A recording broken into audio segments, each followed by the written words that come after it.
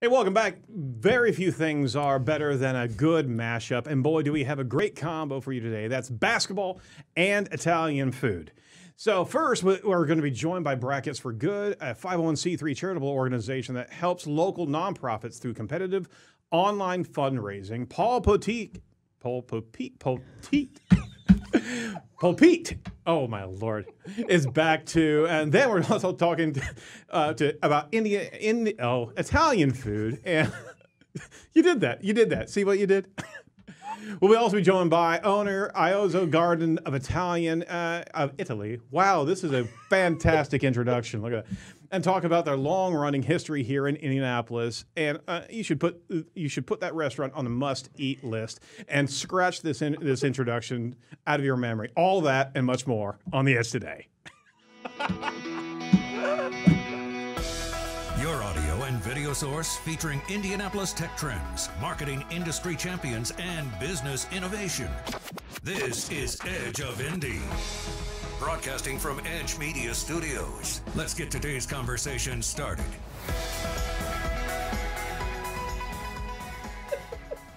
Yep, and that's how this show's going to run today. Perfect start. I'm crying. Okay, then. For all of you that decided to miss the intro, you got to replay that real quick. That was masterful. Hey, Nailed it. Welcome back to the show. Hey, if you haven't joined Edge of Indy before, let us just let you know who Edge of Indy is and what we're doing here on the show on a regular basis. It's about focusing on Indianapolis businesses and organizations, innovators and movers and shakers that make Indianapolis a great place to work, visit, and live. And we focus on these organizations because they're giving back and they're caring about the great citizens of Indianapolis. And we always choose local and want our audience to continually know about some great companies and firms here in Indiana that make it such a great place. So thanks. Welcome back to the show. I'm Aaron Sparks. I'm Edge. What is happening? Not a lick of bourbon whatsoever. I'm just saying. We're all sober right now, I promise. My name's Aaron Sparks. I am CEO of Site Strategics, and to my right is Brittany Simpson, who's got a hat on today. Yes, I do. I'm modeling because we have a very generous guest who brought me a hat today. And you were talking about hats here a little bit earlier, that you evidently have to have a big face to have hats. Yes, Is that what you're I'm saying? sure everyone out there knows, but typically people with big faces and big heads are able to wear hats, and people with small faces and small heads cannot wear hats very effectively. Or tiny hats, right? Or we you have talked to about get that earlier. Tiny hats. A miniature hat. I would personally be offended if I was amongst the tiny-faced people. I mean, I'm not assigning values to people. I think you are. Matt Duncan, Hi, what Matt. do you think about all this? I love it. I think the Ron Burgundy comment before we went live got you thrown off a little bit. It was self-sabotage. It was. It was. I think so. I think that was pretty much messed up there because of Tom. Matt Duncan is actually the co-founder and deputy director of the Brackets for Good. Thank you so much for joining us today. You're joining us from Brackets for Good. Can you tell us a little bit about your organization and how it was founded? Absolutely. I think first I want to say thanks for having us on. You guys mentioned that you guys are kind of a voice of Indianapolis, and I really believe that, and I've been watching the show for over a year. One of the things that's really great to see is a bunch of nonprofits that you guys feature on the show. Yeah. I mean, it gives them an opportunity to tell their story to a much broader audience and connect with individuals that may not know anything about them, which falls in line with our mission. So rewind a little bit to the Brackets for Good origination story. We started, the whole idea got kickstarted in 2011, Butler's second national championship run. Mm-hmm. They were up against the Yukon Huskies that year.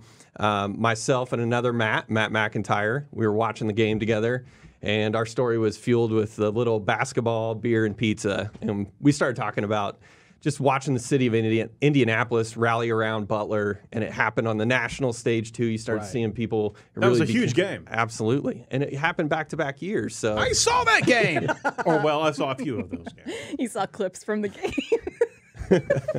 It was really cool what I saw.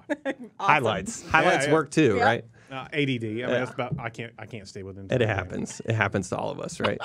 So the conversation, once that game was winding down, was just about the energy, the excitement, watching people discover Butler, become fans of them all over again. Go Dogs. That's right. And really our conversation was, how can we take this and do something good in the community?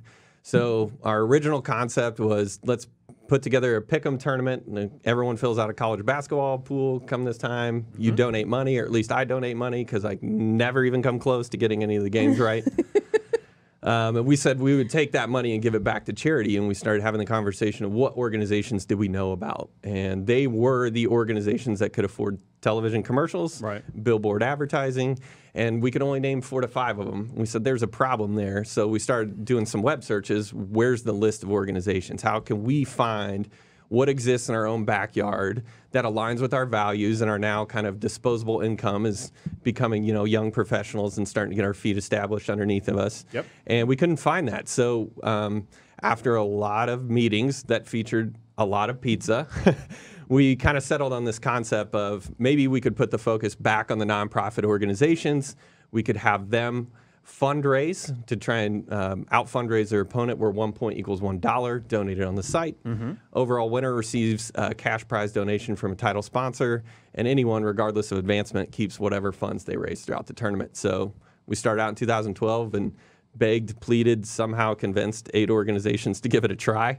And we thought we'd raise $5,000, and it raised over 32, and it kind of took off from there. So you've actually seen over 30% new donors year over year, right? That's right. How in the world are you doing that? Because that's quite a feat. Well, I wish I had a really good answer for you. What's your magic potion? A lot of what started out as us creating, hey, none of these nonprofits are going to know how to market or promote this, and obviously, us being marketers, we're saying, what tools would we need if we were in their shoes? And originally, it started off with printed pieces of paper that we handed out in a folder. And we're like, here's some content, and here's how the tournament works. This is everything that you need. Now it's evolved, thankfully evolved, because of our amazing software engineers that are all volunteers. Oh, so wow. That's a great. tremendous shout out to you guys. You guys have done incredible work. I don't know how we've convinced you to do this, but thank you. But we've built online training for them. We've given them resources that include unique links for their organization that can kind of get an individual straight into making a contribution for them, or viewing what we call matchup views, which is kind of a fun way to see fundraising happening. It's basketball themed, if you can imagine that. This year it's got even more graphs and charts, so it's kind of like a fantasy sports game where you can kind of zero in and see what's going on in a graphical way. But those tools and those resources, I think, have really helped the nonprofits communicate out what they're doing, how they're going about it, and it's what Brackets for Good's doing. It's attracting a whole different audience. It's groups that may not know that these organizations exist. They see other people share it socially. They're coming in, learning about these organizations. We have what we call stat sheets on each organization, and it's highlighting programs, their missions. You can watch a quick video on them, any volunteer funding needs they may have, and ways to connect with them. We call it speed dating for charities, but it's a way to really find out if your values align with these organizations. And as opposed to finding out about an organization, having to dive really deep in the software or into their website, our site kind of serves it up in a quickly consumable format. That's so awesome. I think those things kind of add into the first-time donors.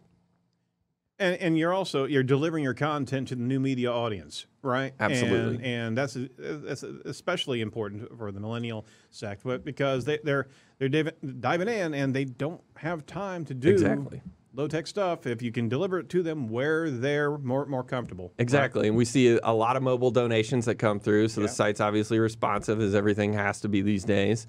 The other thing that we see is 36% of the total donations last year were made from millennials.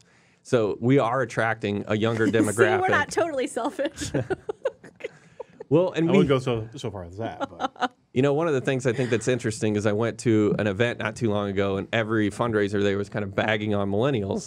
Where are they? They don't give. And one of the things that was interesting is there were millennials there who were talking about what they give to, how they give, and how they've used their tribe, which tribe I call, kind of your following. Yeah. To leverage their ask, and even one individual may not be able to give more than $50, but in some situations they've raised over $5,000 because they've shared why they're giving and why that cause means to what it means to them. So you're like channeling Seth Godin and Simon Sinek at the same time. You realize that? I know it's all up here. Right? You're so next level. It's amazing. But it's great because I think it's the orange and millennials. It is. You get a high contrast here. It's pretty cool. But literally, millennials are so underserved and underrated. And the stigma has to be broken because there's so much from the millennial generation. And even that is kind of a discussion point of what that even constitutes, right? It's all over. Yeah. It's the digital native and the digital immersion and where people can actually give back and be able to speak to their whys, right? Yeah. And if you can actually align with organizations, we've talked to the group that actually has 100 different causes here at the Central Library. What's the group? What's the group that actually does it every year? Indy Hub? Yeah, Indy Hub. We just talked to them, didn't we? Last week we did. Anyway, point is that there's so many millennials that go there just to be able to give back. They're looking for causes. They're looking for companies, organizations to align with. And what you're doing is feeding it right up to them. And we're breaking the bygone structure of these large companies that are looking for PR recognition with their philanthropy. Right. You're really allowing the ground level type of advocacy to get through. Yeah, and I mean, maybe even like another cross-section is the amount of sponsors that we have that get behind what we're doing with Brackets for Good. And what we constantly hear is about employee engagement. They're trying to get their employees more connected. Their employees have interest in getting involved actively in the community. And I guess, it is based generationally where you're at, whether that's dollars, whether it's time, whether it's your expertise. I mean, all of those things factor in. Yep. And, companies kind of look to us because now it's not them saying, hey, we're going to settle on these two causes or this cause over that cause. Right. That all of a sudden alienates or eliminates several other employees that are eager to get involved, but they are not interested in that particular cause. So I think one of the interesting things that we've found with Brackets for Good is that there's a number of companies that want to serve up the various causes that exist in the community and let their employees kind of choose what they would like to support, and kind of a next level thing. Beyond dollars and the awareness that the tournament generates, we're also trying to play matchmaker as well for individuals with the organizations that may have volunteer needs for marketing help, graphic design, legal, board seats available. So after an individual makes a donation to a nonprofit, we're also sharing information. Did you know that this nonprofit has an interest or a need for these types of services? So if you're an individual that has that expertise and wants to take the relationship to the next step, you can reach out and start to establish that relationship as well. That is super smart. He is super smart. It really is. Yeah. Because you're going alongside the organization, you got to win, or you have an experience with them, and then you're able to actually connect and make something happen with them long term. Very cool. And I think there's going to be one winner at the end of the tournament, right? But every organization has a chance to define what their success is. So the stories over the last, this is going into our 7th year, have been incredible. I mean, there's been new programs started, new ventures, new programs between nonprofits that have sparked from this, new really fundraising initiatives. People have gotten poached from national organizations because of what they've done in the tournament. So, it's more than dollars. It's about awareness, and it's really about celebrating the nonprofit community and how amazing Indianapolis is. Getting choked up about it. Yeah. So verklempt. Talk amongst yourselves. I don't know why I just swallowed. I think it was just air. The tournament is tipping off on Friday, this Friday. This Friday. This is the best time of the year. This is Friday. This is the best time of the year for basketball fans. Yeah, and now following along with the tournament, it's insane. So you're watching basketball where we've got the tournament up, and there's donations coming in across the country, and it's just an amazing time of year. So it's a lot of fun. Tell us about those tournaments and kind of what that process is and what happens as a result of those. So when the tournament starts, it starts at 8 p.m. Individuals can come online at bfg.org or indianapolis.bfg.org. They can find an organization through our search, or if they know what organization they want to support, they can quickly get to them through the channels we've mentioned from the nonprofit sharing it. They can contribute, so 1 point equals $1.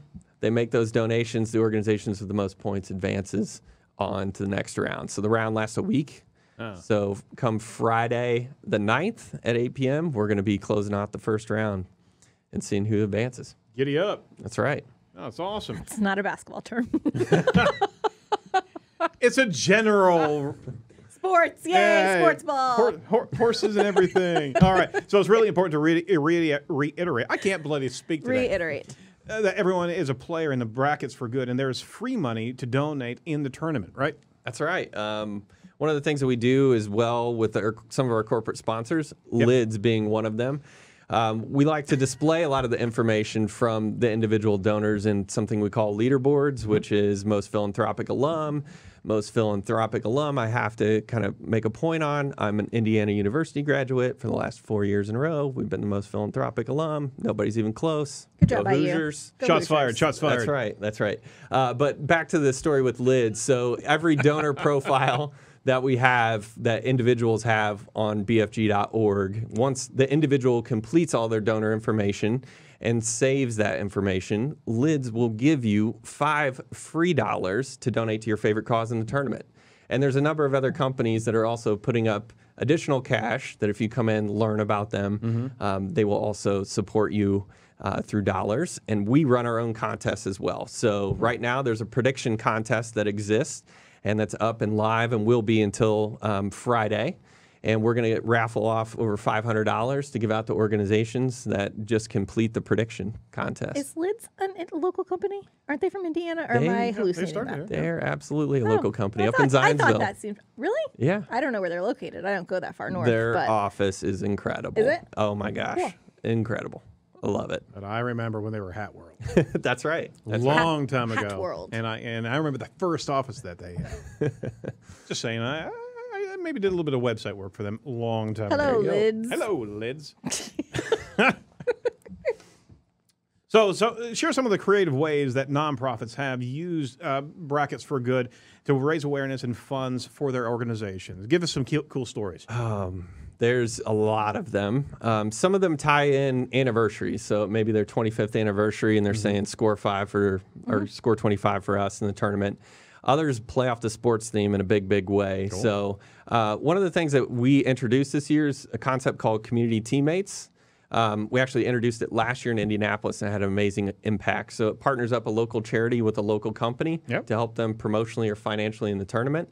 So viewing parties have become a really big deal. Gosh, so you watch the round end, organizations get together with these community teammates, people get in and strategize in a big way how they can kind of help their cause advance.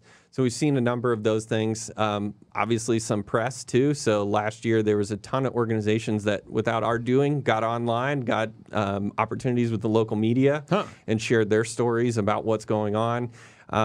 So it's kind of across the board. Everyone gets to unleash their creativity and tell their impact stories in a fun, different way that maybe they don't get a chance to every day. You think of the number of organizations that are out there kind of tackling some really tough problems. Yeah. This is a way for them to kind of be lighthearted, maybe show a little bit more insight into how they operate and their own culture. Yeah. One of the best at that is got to be Neighborhood Christian Legal. They have produced an incredible amount of videos, and they're hilarious. They found a way to, last year, which I thought was really creative, they found a way to weave in their competition's mission and sometimes even brought them into their videos and still talked about what they were doing. So, I mean, we want to talk about creative way of generating awareness. I mean, that one was absolutely top notch. Very cool. Yeah. I know you're really passionate about micro-philanthropy too, and you've got a couple that really stick out in your mind in terms of campaigns and things of that sort. Let's talk about micro-philanthropy. Let's do it. So, the world of philanthropy, every time I hear that word, I conjure up images of the Monopoly guy. Yeah. Monocle, well-manicured mustache, top hat. Yeah, you're right.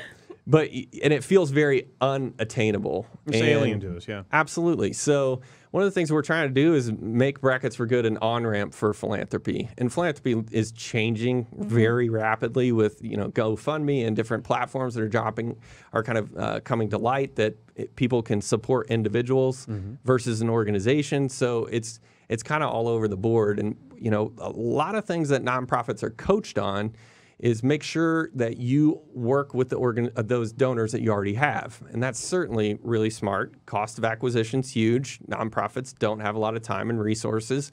But in any business, we would never neglect the top of the funnel, right?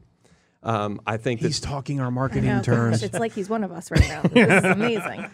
So, have you been listening in on all of our meetings here? I have bugged the office.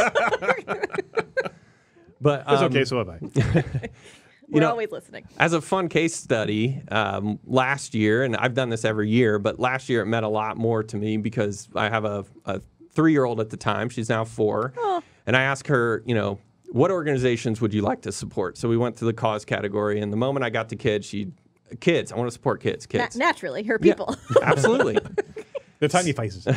So we went out and donated to, I think there was 8 different organizations across Indianapolis that she contributed to. We have a memo line in the donation process. So I described what happened. I said, my daughter, who's 3, wanted to support kids organizations. So this is a donation in her name. Thank you for participating and good luck. How many of those 8 organizations do you think reached out to thank us? All 8. All 8? You got to guess? 0. We had 3. Okay, sorry. Okay, well, next year we want all 8 to thank you. And what's interesting is... Sorry, I'm a nihilist. I know. Debbie, is that you? So 2 of those organizations sent letters. 1 sent an email. The 2 letters I read to my daughter, who, when I was reading to her, and they also delivered a picture of the kids that she was helping, I mean, her face lit up. Oh, my gosh. She still has those letters next to her bed. What is her and name? She's Evelyn. Do you want to say hi to her? Hi, EJ. How you doing? And I better say hi to Vivian, too. Yeah, Vivian, yes, yeah, you don't want to play favorites here. Yeah, absolutely.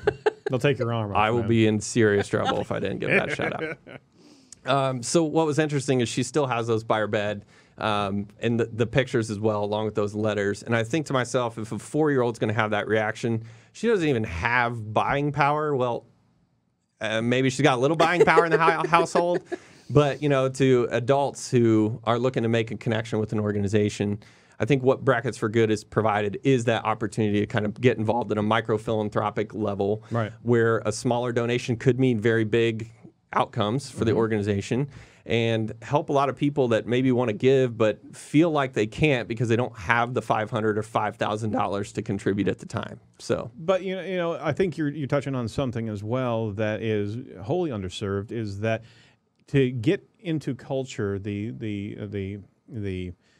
gratification of giving back and having it actually getting yourself affirmed, right? Mm-hmm. You're starting a process, and you're starting at such a young age with her that she is going to change her course in life of realizing that she can give back. You're empowering her in a whole different space, and that's what we should be doing with our kids. But on top of it, anybody should be able to be willing to give, but you got to get some affirmation back, and there's a relationship to these organizations, however small, and they want to thank everybody. Absolutely. But giving conduits of connection to people, you have to get people giving back at a charitable standpoint and pushing back against government subsidization as well. You want to be able to start fostering that across the board, and micro philanthropy, right? Is a fantastic area, and organizations need to know that's fertile ground for a whole nother culture change, right? Absolutely. I think, you touched on a couple of interesting points. One is the fact that, back to that thank you example, in what business would we be in, or what business have you ever experienced when you've paid someone and they've never thanked you? In retail, is anyone, you always say thank you, right? Online transactions, you get an email, thank you. And I know organizations are strapped, but this is about the customer experience, the donor experience, right? We just switch it up. That's right. It's customer, now it's a donor. And everyone is looking to be drawn closer to the brand, to the organization. And if an individual is giving you $10 or $50, I guarantee you that these nonprofits have volunteers that they could leverage for an easy reach out. Yep. Hey, thanks. All we want to do is say thank you and learn a little bit more about you. Can you tell us, why you chose to give to us? And just simple questions that we as customers or as donors become, more brand affiliated with those causes. They become closer to us and kind of draw us in. Yeah. Absolutely. Yep. And all it takes is a thank you and just a little bit of, and people aren't looking for that public affirmation, but boy, it's so good feeling whenever an organization just reaches out, stops, and say, "Hey, thanks so much." And giving's a muscle. I kind of view it as a muscle, right? The more you do it, the stronger it gets. The better outcomes that you feel that you're having on those that you're supporting. So it's just important that we build good habits and that we always keep in mind that there are other people out there, regardless of our situation, that probably have it worse off than we do. And if we can lend a hand, even if it's time or our expertise or dollars, we got to do everything we can to help. One of our Facebook watchers, Rachel Purveyance, just jumped in there. You know her? I do, yeah, right. Rachel. Hi, Rachel. Rachel says, giving what you can is important. One day, someone who is considered a micro donor now may become a larger donor later. That's my point. Yeah, absolutely. It's important to bring anyone, regardless or gift size, into the organization and continue to cultivate that relationship. Yep. Well said, Rachel. That's right. Is it too late for organizations to get involved ahead of this Friday launch? And if so, would you reconsider? It is too late. Okay, sorry, friends. We kind of have a two-step process. So the first one's a 501c3 validation. You have to be a 501c3 within good standing with the IRS. The next step, which is our annual tryout survey, that has a number of questions that we've developed with the IUPUI School of SPIA. So they helped us design the survey, and it does two scores. One is a rank score. So we have divisions.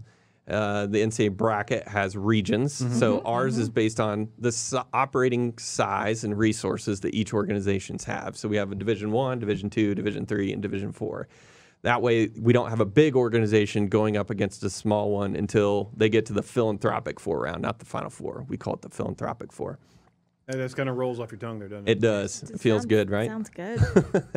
And the next thing we do is provide a rank score with that survey. So that helps us determine what the best first-round matchups are. After that, the tournament's the tournament, and it kind of takes off from there. So our registration is always open, so any organization that's still interested in throwing their name in the hat for next year can do so at our site, bfg.org, and we'd love to see more registrations come through from a lot of deserving organizations across the city. Also, basketball related, I wanted to know what you think. How do you think IU is going to do in the tournament, and also Butler, please? So we're talking conference tournament? Yes. Okay. Because we know IU's got it down for donations, right? Yeah, absolutely. They're very generous people there, those Hoosiers. I've watched a lot of the games this year, maybe not all of them, just due to work, life, everything. I'm very optimistic about IU. I really feel like they are starting to show some signs of improvement. Are you happy with Archie? I mean, off the record, no one's listening. No, it's so early. You got to give them the benefit of the doubt. And I'm a fan. I'm not a coach. I haven't dedicated my entire life to, becoming the best knowledgeable at basketball and getting the most out of players and motivation, all the things that coaches are dealing with. But so far so good in my opinion. I think that there's a lot of players that are put in a tough situation when a coach's change happens. Yeah.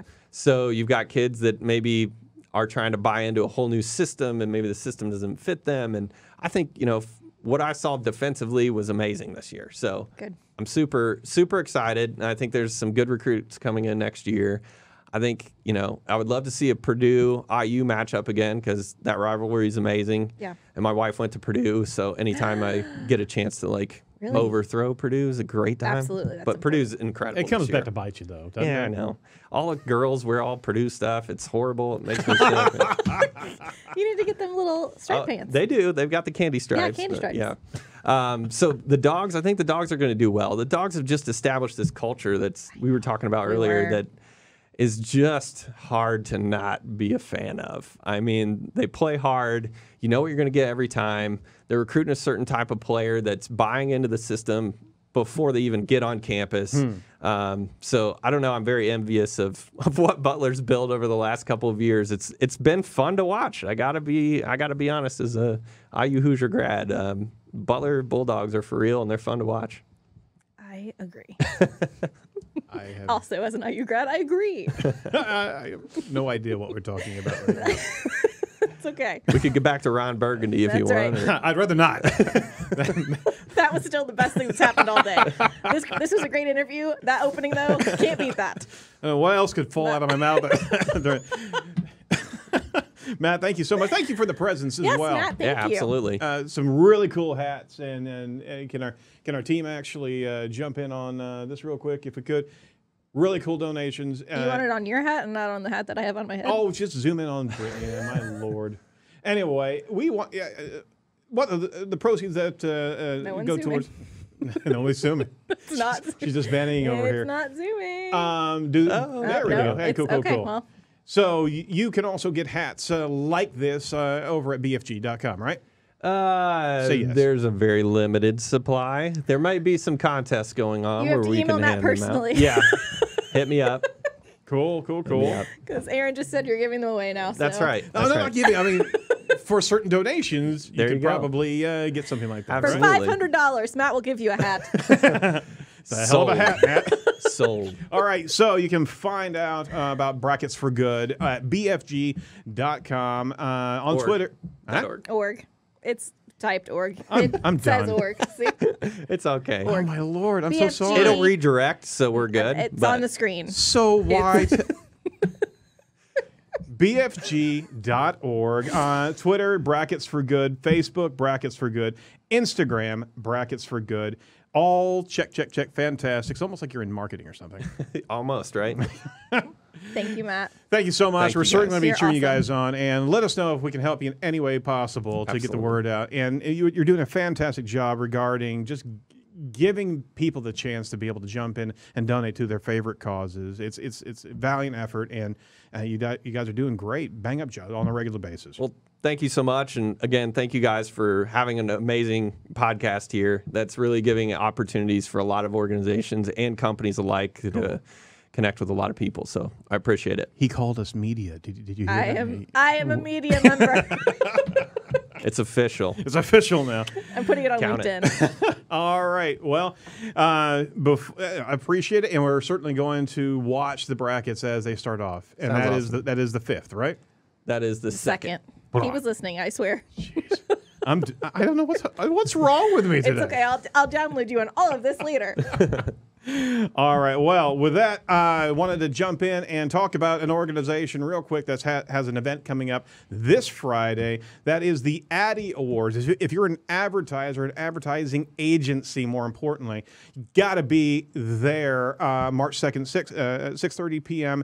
to 10 p.m. at the Canal 37. It's a fantastic Addy Awards celebration. If you've already submitted your awards, there's no reason why you're not there. But on top of it, if you're part of the advertising community, you got to check out some of these great projects that have been submitted for judging. So check that out over at aafindianapolis.com and join. And the tickets are still available, so jump in there. All right, we're going to jump over to our Paul Popeep right now.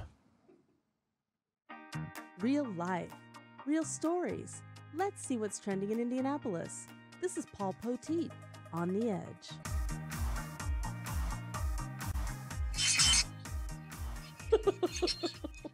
Whoa. What is A that? cowbell? More cowbell. That's from the Monumental Marathon. I think that may have been the first year I ran. I actually ran the marathon the first year of the race, and so you always have people along the race course, and those are so motivating because you want to get the heck out of wherever you can hear that and run faster. So they're chasing you with cowbells strapped to their necks. With cowbells. My grandsons love the cowbell in here. Oh my gosh. What else they love too? They love this thing. And we all do. Yep. Paul, it's always great to see you on the show. Hi, Paul. Hi, good morning, good afternoon. Good afternoon. Good. I know on the live stream it's good afternoon, but you can be watching in the middle of the night later on. Yeah. Yeah, it's an on-demand world. And it's an on-demand plaid shirt day too. So I appreciate that. Aren't we in the same color scheme? Yeah, B? I think we are. Yep. I'm kind of maroonish, but yeah, we could take family pictures today. And I'm not. So there's that. It's maroon 2 today instead of maroon 5. So, well, Ooh, careful there. Careful there. You're going into hip. You want to pull back. okay, it's getting harder to breathe. Very good, Paul. Thank you, and good night. So, to our audience who have not seen the show before, every week we bring some trending topics from not only Indianapolis but around the world, and Paul Petit's here to kind of tee these up and freak us out, right? That's right. Please call me Paul Popeep. Oh, wow. Let's see what you did. Yeah. Peeps are coming. It's springtime, so lock and load. Give it to us, Paul. That's right. As soon as you push the Valentine's Day candy off the shelf at Walgreens, boom, it's time for Peeps. Or I don't know if Peeps are at drugstores or not, but they're grocery stores. They're at your Targets, your Walmarts, and they have an interesting strategy where they're doing like 8 new flavors. Look at that. Oh, you got to be kidding me. Now that just reminds me, Mystery Peeps reminds me of school, our old, menu item, mystery meat that we used to joke about. I understand calling it Mystery Peep, but it's the excitement of what's it going to be. Because at Walmart, there are going to be 3 exclusive Mystery Peeps flavors. You have to guess which flavor they may be until the big reveal closer to Easter. And there you see sour cherry. That's coming to, I guess, some grocery stores. And then where it says delights there, that's coming. Ooh, look at those. They have flavors like Neapolitan, which is like Neapolitan ice cream. It has a chocolate and strawberry filling, and lemon sherbet and orange sherbet, both dipped in fudge. Ugh. And so then at the bottom is Peeps Pancake. What is happening? What? Flavor. That's only going to be available at Kroger, in case you'd like your Peeps to taste like breakfast. So if you want, let's see, sour cherry, didn't say where, but that's in grocery stores. And then the Neapolitan stuff, that's at Target. The lemon sherbet, orange sherbet, chocolate, strawberry filling, dipped in fudge. And Walmart has the Mystery Peeps. And it says if you are a purist who likes classic Peeps, don't worry, you can still find those everywhere except my house, because I think I was going to say, I will be passing on all that and just stocking up on Cadbury eggs. Thank you, everyone. See, that's the play right there. I honestly believe that Peeps are spawn of Satan. So, I mean... You heard it here first. 3-0 and none as far as anybody caring about... Tom, our producer, any... Tom, thumbs up, thumbs down.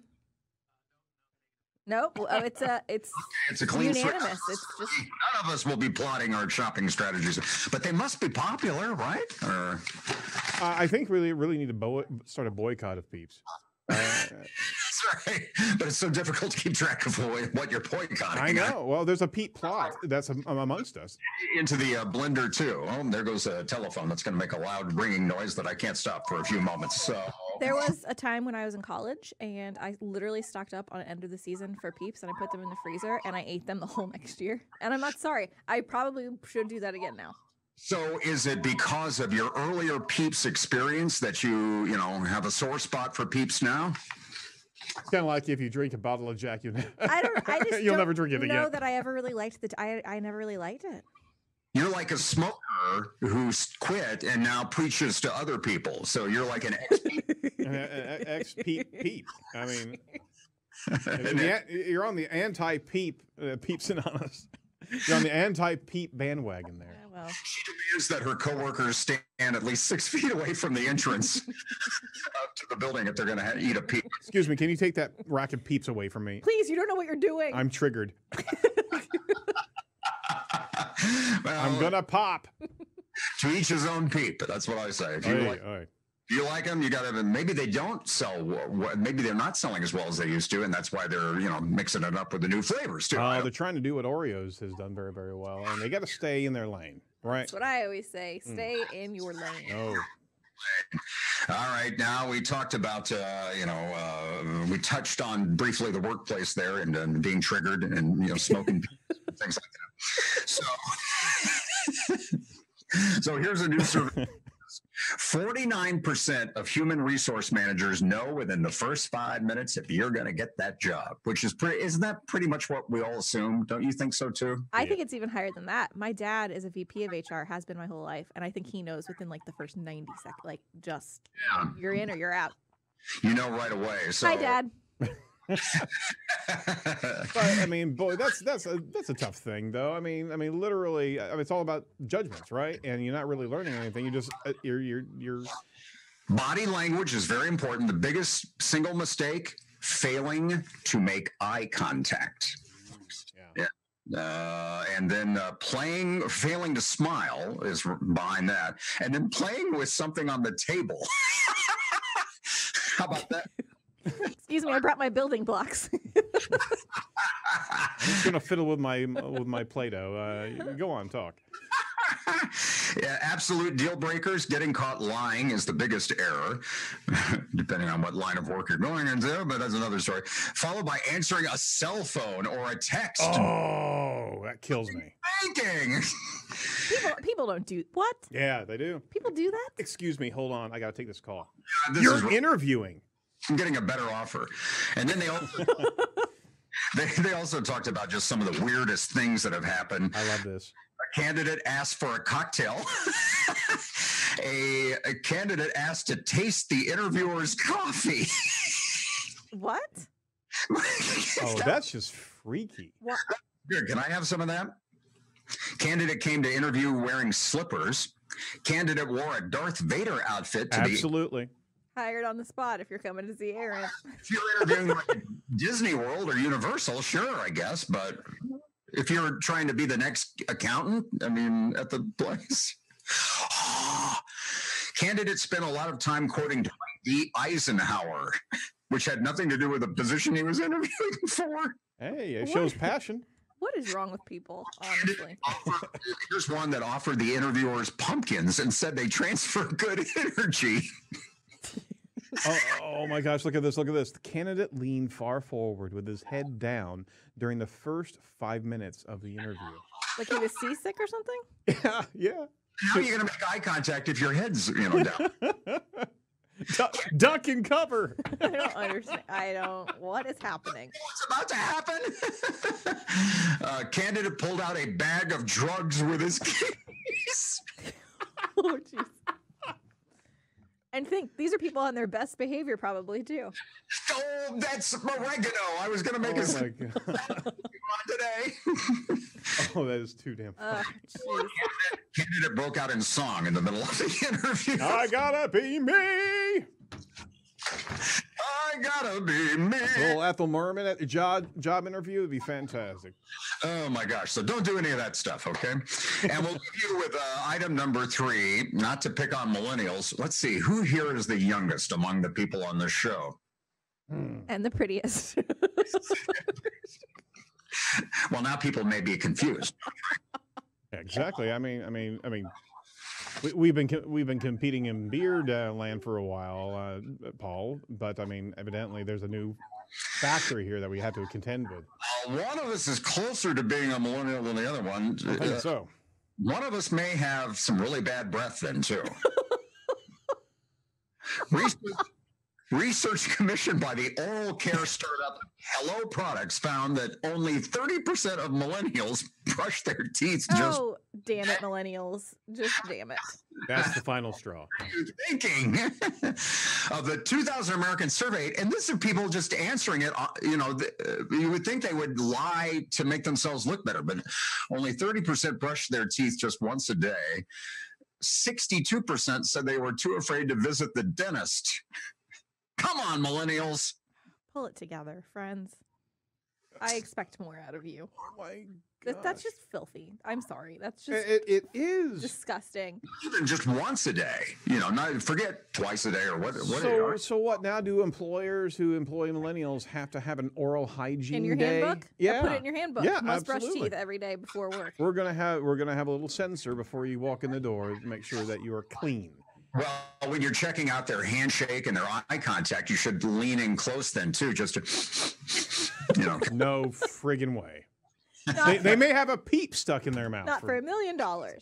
If you're a millennial, for the love of God, stay away from the peeps, because that's not going to help those nasty teeth of yours either. I have beautiful orthodontia, by the way. Or so you brush your teeth with the peep. I do brush my teeth regularly, many times a day. Good job. Good job. I have to for my other people that I represent. Well, My generation. Religion. Thank you. Thank you, everyone. I don't want to try to top you, but a lot of times I almost said flush. Also important. Good job. This is going downhill very, very quickly, ladies and gentlemen. Counterclockwise direction. In Australia. Oh, that's right. Floss a couple times a day, only because I'm always getting food caught between some filling from 1993 or what. Brittany was born. I have fillings older than you. 86. Oh my Lord. So I'm constantly flossing. Even if I didn't want to floss, I still have to floss. So. Yeah, you didn't know the trick of actually taking that peep and actually getting that food out of your mouth sickening. with the peep. That's disgusting. Just the peep out and just peep between your teeth. Say that 5 times. No, I think we're done here. 3 bizarre, wacky, fun stories we found for you this week on the edge. Screenshot. Okay, well, with that, do we have any peeps in the forecast? Little TV teeth, aren't those great? And they're mine too. Parts of me, may or may not be me, but the teeth. Here we go with the 7-day. But the ears are fake. Watch the ears, ladies and gentlemen. I had those done like that Kardashian woman. 56. That's previous episode. You have to watch every episode. That's right. You gotta stay with it. Keep up with us. Yeah, keep up with us. Some showers around the state on Wednesday. They're going to break in the afternoon because, ironically, it's going to be dry when they sign in that Sunday booze legislation. Yay! How about that? No other weather guy is going to make that comparison. That's right. And then showers and thunderstorms are likely on Thursday. We can pick up another half an inch to an inch of rain. We've had like 4 inches of rain so far this month. So we could ease up. If God could ease up on the accelerator a little bit, that'd be okay. We have no drought threat right now. Looks like a nice weekend. I mean, for the first weekend in March, that's not so bad. Mid to upper 40s, 51 by Sunday. Lots of sun, Friday through Sunday. Nice timing. And then another chance of rain next Monday. The rain may end Thursday night with a little snow mixed in, but Paul, no. Nothing you're going to have. No? Yeah, I know, right? Snow in Indianapolis in the wintertime. No, say it ain't so. It's outrageous. But it doesn't, next 10 days, still looking pretty quiet on the snow front. So okay, I will accept that. Next some winter, we're going to catch up and it ain't going to be pretty. We'll still be talking about snow in April, you know that. It's not if you stop talking about it. It's like Beetlejuice. Stop saying it. That's a good reference. Thank you. Yeah, Thank you. absolutely. I have seen Beetlejuice. That was pretty much made when you were born, too. But she wasn't born yesterday, so don't try to pull anything on her, okay? Yeah. She may peep out on you. Yeah. No, and not another peep out of you, okay? See? Oh, yeah. At paulpoteet.com. Close, but not quite. All right. Yeah. Go check out Paul over at his website and follow him at Paul Poteet. We got to do a Paul Po Peep.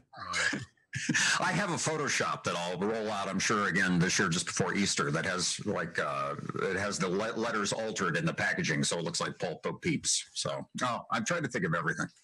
You can also put your little face on a peep body. Exactly. I think I used to get called that sometimes too. Bo Peep or Bo Teet. Oh, little Bo Peep. As a kid, yeah. Yeah. At least you weren't called urine.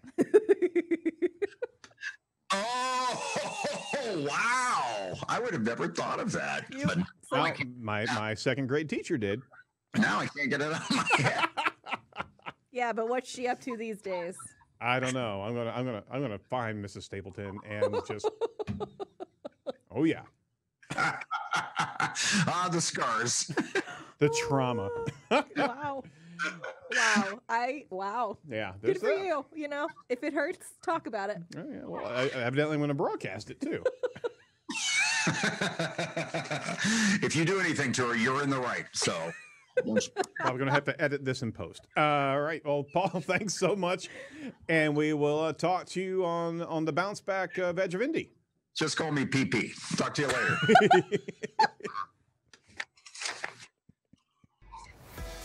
This is Edge of Indy, showcasing Indianapolis tech trends, marketing industry champions, and business innovation. Broadcasting from Edge Media Studios. Now, let's get back to today's topic.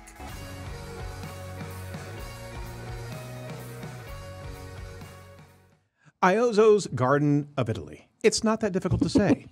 It's really not. But it was a little bit ago. Evidently, I don't know how to say these words. Iozzo's Garden of Italy. See, it's just there. I want to introduce to you Katie Harris, owner of Iozzo's. Thank you so much for joining us. Thank you for having me. You're more than welcome. Aren't you glad we got the name right finally?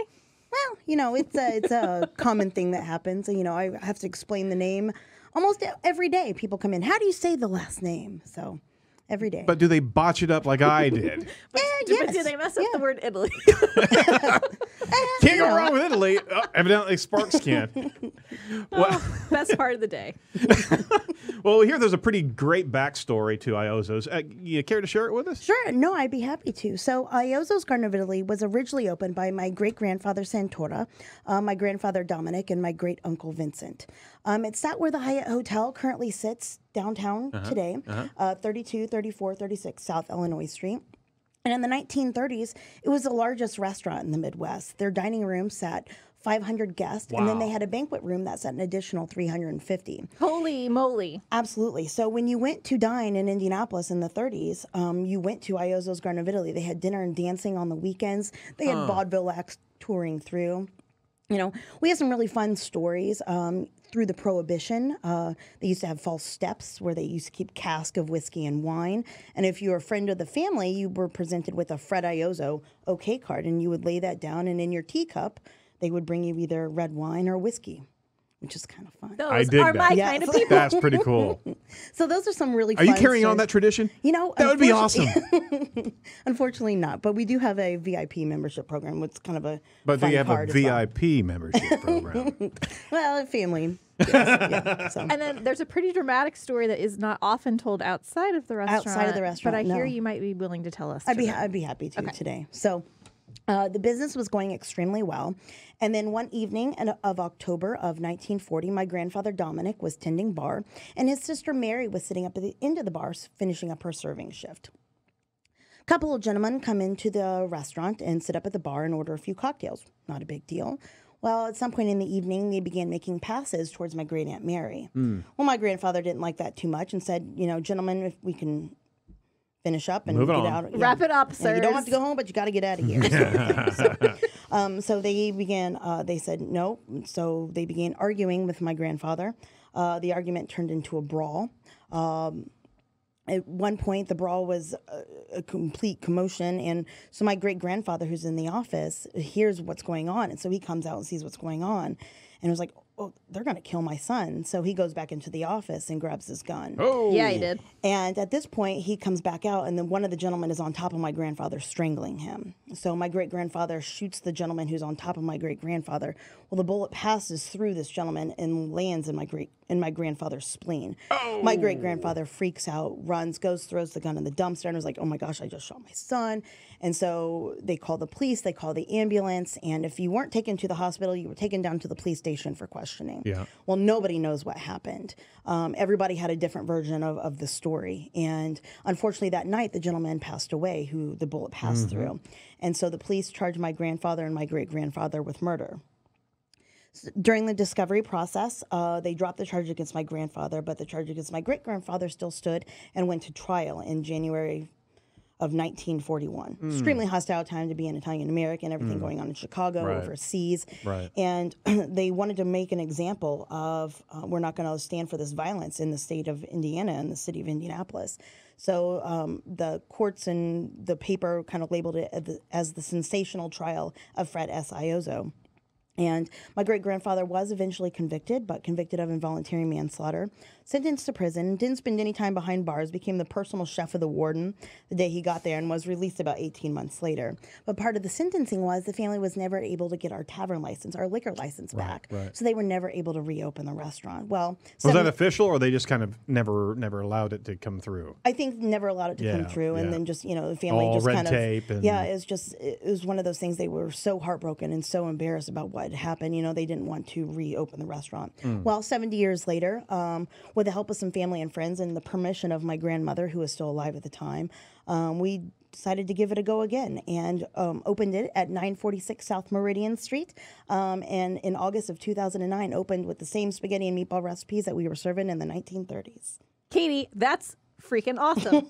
That is an incredible story. Yeah, it is. Absolutely. It is a crazy story. It's amazing. It's a tragic story for our family and what happened, and for the families that were involved. But it's kind of a rebirth of just trying to get a little bit of our history back into the city. That is amazing. Yeah. And you think there's not that many families that have that history that goes back that far. Yeah, my great-grandfather landed here in 1916 in Indianapolis, was working for the railroads. And so 100 years later, in 2016, with the picture that's kind of behind the wall, we went out to California and we're working with a winemaker to create our own signature wine. So it's named after my great-grandfather, Santora, and it's called Santora Sangiovese. Who are these gentlemen? That's my grandfather there on the left, and then my great-uncle Vincent on the right there. Oh, look at that. And that's That a is photo awesome. of the inside of the restaurant. So All right, the team has to go there. We're going. would love That's for you to cool. come to the restaurant. Yeah, Absolutely. Please have all the wine ready. We will absolutely have all the wine ready. As a female business owner, I have a couple of questions there. Sure. Obviously, you have, as we just heard, it's a very deep family history in this business and in the Yes. restaurant itself.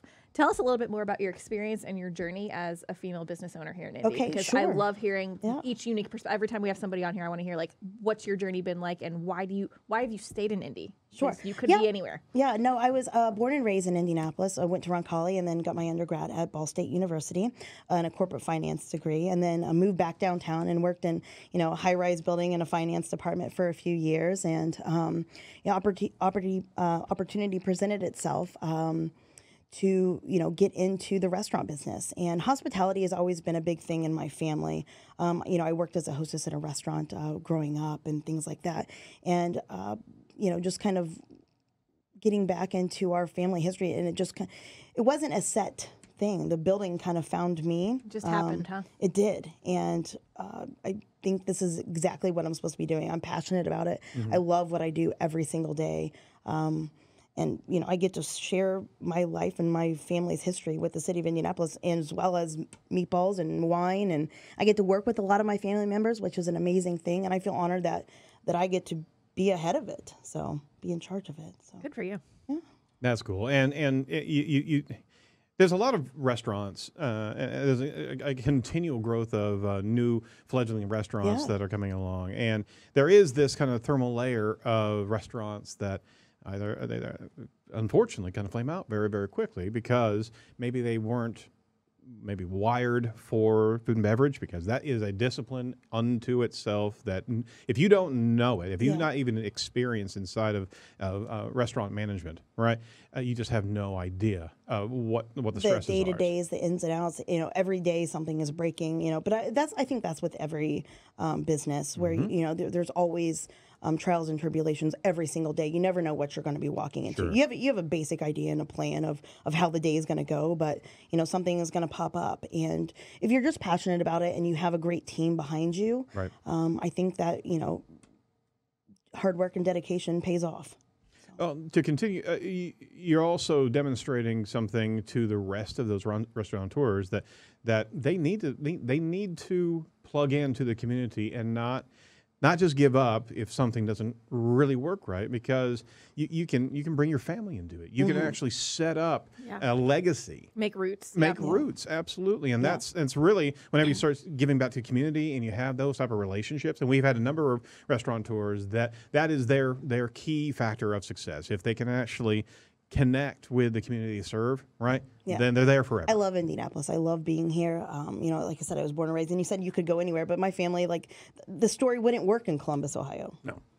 My family was, rooted here in Indianapolis, and I love being a part of Indianapolis and downtown. So I love it. Yep. That's awesome. So the private label wine that you were just referring to, Yes. right? The 100-year celebration, commemorative wine, that's available only in the restaurant. that's correct. Right now. Yes, at the restaurant, or you can take it to go. But yes, we do have bottles available.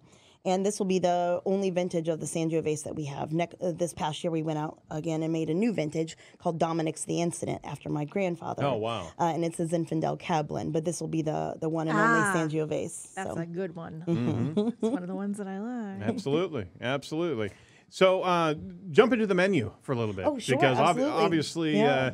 Meatballs and spaghetti, it is a pasta-heavy menu, Yeah. but we do have a lot of fresh seafood flown in daily. One of our most popular items is our scallops and goat cheese appetizer. It's pesto-crusted scallops served with a little bit of roasted red pepper, a little bit of marinated artichoke hearts, and some warmed herb goat cheese, served over a little ciabatta crisp, and it's kind of a perfect appetizer bite. Yeah. We do desserts in-house. We make this amazing pavlova dessert. It's a chocolate meringue that we serve with fresh whipped cream and a berry compote.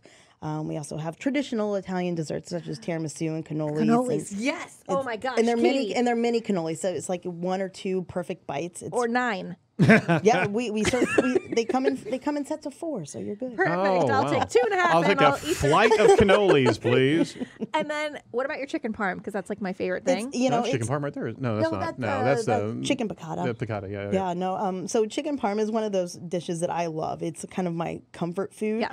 And when Peyton Manning did those commercials a few years ago, the chicken parm you taste so good. I've really seen our increase in chicken parm sales go up. So Thanks, Peyton. Thanks, Peyton. I appreciate that. So, but it's delicious. So it's a hand breaded Parmesan breaded chicken that we pan fry and then serve over a bed of spaghetti tossed with our Iozzo sauce and topped with little Yum. mozzarella provolone and Parmesan cheese. Sounds like a good option for date night. Just saying. Ryan, that's a signal to you. Ryan, make a Pay reservation. attention here. Also, you have daily drink specials and daily half-price appetizers too. Tell us about that. So every day of the week, well, Monday through Thursday, we do offer drink specials, or I guess Sunday through Thursday. So Sundays, even during Colt season, we do have $3 draft beers, and Mondays we have half off our house wines, and Tuesday I think it's 25% off bottles. Wednesdays, half price wines by the glass. Thursdays, signature There it is. martinis. Sorry. are- What day of the week What is day- today? yeah, rewind. That is today, so we could go after work here and have a glass of wine. I'm sorry, the show is over. Drop the mic. I will crawl out from beneath this table right now. Very, very cool. Well, you've got the patio season coming up We as do. well. We do. We have an amazing courtyard behind the restaurant that we have live music every Wednesday to go along with Wednesdays the half-price are a classes. great day for us. It is a great day at the restaurant. It's so much fun. So we have live music and a beautiful courtyard. Everybody that comes in says, "Oh, this reminds me of one of the Little Italy restaurants in Chicago or New York." We have the string lights above. It's a granite paver, cobblestones, and we have a music outside and fountain and beautiful flowers. Sounds So fun. That's where we conduct our Edge of Italy. The edge of events. Italy. Yes. Or Italia. Or whatever that was. See, I mean, we're trying to push past it, and I you just can't. had, It needs to be highlighted and that's going to turn into a meme. I'm promoted in thinking. and of itself. So, some dates coming up for the courtyard opening. we haven't. We don't It's know yet. normally the second Thursday in May. Yep. Kind of just depends on what the season holds, and we like to get it, after Mother's Day. Probably so we snow. can get the flowers You planted. stop and- it. Not snow. Well, last year it poured down rain, so we had to push it back a week. But Hopefully, So we're pretty Mother Nature flexible. cooperates this year. Any She special normally dates throughout the year? well, we always do a seasonal menu. So right now we're in the flavors of the sea, kind of our Lent menu. So seafood heavy, vegetarian heavy. We have some really great things. We're doing a grouper parmesan, which is kind of fun. A traditional cacio e pepe. And then let's see, what else do we have on there? We have a really cool red quinoa risotto with a roasted vegetable. So it's kind of a play on risotto with a red quinoa. So a little bit healthier option. Yeah. So it's delicious. That's interesting. I So we do haven't heard that. And then in summertime, we kind of do some fun summer things. In fall, butternut squash, Warmer. ravioli, Yeah. and all that good Heartier, stuff. kind of. What do you have to say to anyone who has not been to Iozzo's? Why should they come see you and visit you and eat all the food? Well, I think that I don't know what to say to people. Just that haven't- because. It's traditional Italian food with a little bit of modern flair. There's always family members there, and we offer a really cool dining experience. It feels like you're dining at our family's table, and that's what a lot of people say, that they feel very welcomed. It is an upscale restaurant, but they feel very at home, and can have a big bowl of spaghetti and meatballs in a white tablecloth restaurant. So yeah, I do that. Yep. Very good. Well, let's remind our viewers and listeners of your address one last time. Sure. It is 946 South Meridian Street, located between McCarty and Morris Street. And you said it's a little poppin' area right there. It is. Yeah, we have Shapiro's Deli and J.P. Parker Flowers. There's a new hair salon that opened up. We have a jewelry store and optical shop. And you can make a day of it in one block. The website is going to be on the screen right here. It's iozzos.com right there. You can also check out Iozzo over at facebook.com/Iozzos and Twitter, Iozzos. Very good. Check on the socials. Absolutely. Well, we certainly want to come down there and participate. We'd love to have you. I think we may want to break off an edge and jump on down there and have some wine next time we're doing our show. How about that? Sounds great. Can I get that signed in ink? That's happening? I may sign it, but I may probably forget what I signed because I'm having micro strokes on the. Just be a scribble. That's how I sign my name out. Okay. Well, we certainly appreciate the time, Katie. Thank you very much for having me. You're really more than appreciate welcome. And keep up the good work. And it's great to be able to see a family legacy really plug back into Indianapolis. And it's great to be able to be a kind of a Sherpa for all the other restaurants that are out there. Keep it in the fam. I love it. Very proud of it. Absolutely. All right. So want to make sure that everybody downloads our podcast. If you didn't catch the show and fast forward through the intro. Jump into the meat of the matter. Or replay it 6 or 7 times. Whatever makes you happy. So we'll want to make sure that you know that we don't have a show next week. We'll be back in 2 weeks' time from now, and we'll be talking to who? It's a surprise. In the meantime, go to edgeofindy.com and play catch-up on episodes you might have missed. Play catch-up on episodes you might have missed. Or whisked. There we go. It's happening. Katie, it's happening again. Get out of here. Hey, make sure that you like us on Facebook and share and give us a review as well on iTunes, anywhere that you're listening to the podcast, because those type of ratings and reviews certainly will help get the word out of what we're doing on the show to the rest of Indianapolis. So we really we hope our watchers and our listeners are giving us the best support possible, because we love what you guys are doing on a regular basis. Kind of like, okay, I'm just going to stop here. I need a nap. That's what I need. Or a glass of wine. Also, the best close of the show we've ever done. So unbelievable. Just take me off the mic. All right. For all of us over Edge of Indy and Site Strategics, thanks so much, and we'll talk to you on the Edge. Bye-bye.